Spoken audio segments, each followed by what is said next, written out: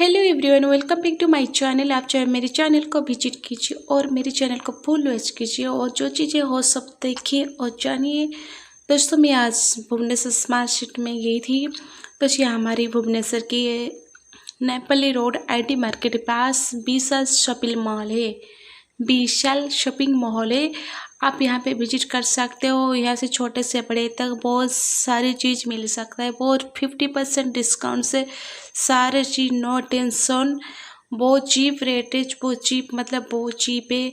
अच्छी क्वालिटी के सामान मिल सकता है। आप लोग हमारे भुवनेश्वर आइए और सारे चीज़ शॉपिंग कीजिए। बहुत अच्छी है, बहुत क्वालिटी की है। जो चीज़ चाहते हो वो सब सारी चीज़ मिल सकता है। तो हम लोग गई थी बच्चों के लिए सामान लेने के लिए और घरे के लिए सामान लेने के लिए।